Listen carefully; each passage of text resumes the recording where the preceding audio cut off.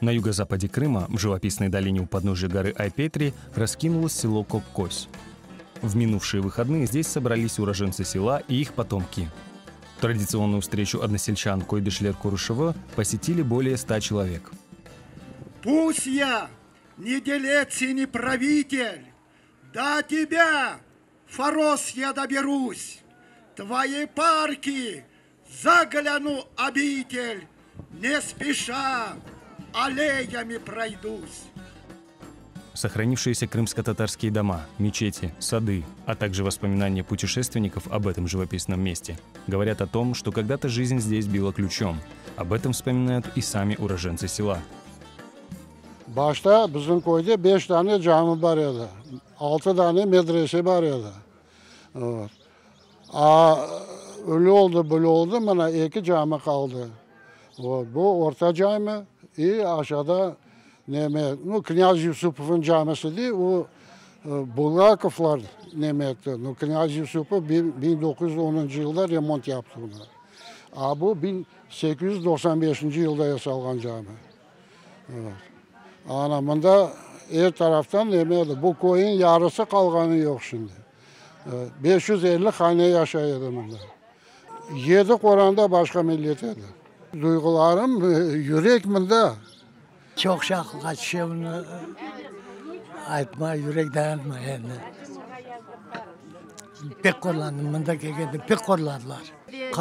Pek birlik edi, pek birlik. Buna bu Orta Mahalle Camisi her vakit işledi. Buna tüken var edi, pekarını var edi.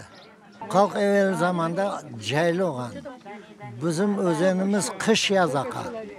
Şuna bir ne yapıp, ne yapıp, agar o sorma bilmegenler. Barıp, Aypetir'den arçıklar açıp gelip, bir zere su keledi, uçurtnen su var ediler agar otun, bir zere agar otun. Ben bir yakşı bilem bularını.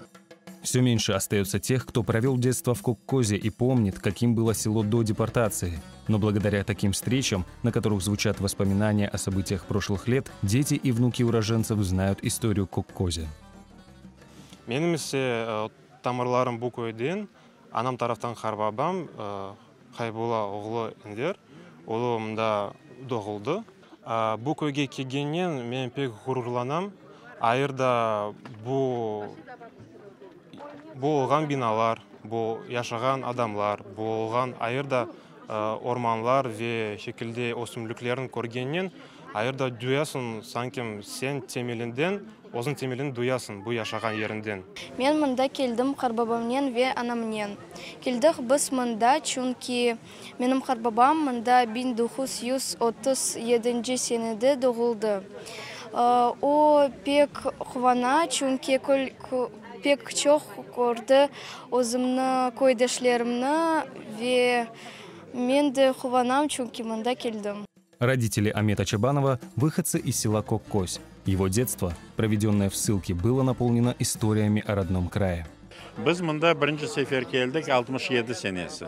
Men özüm 60 senesi. 1960 senesi 5. Mart'ta doğdum. Uzbekistan'da Şahrixan diyen şehirde.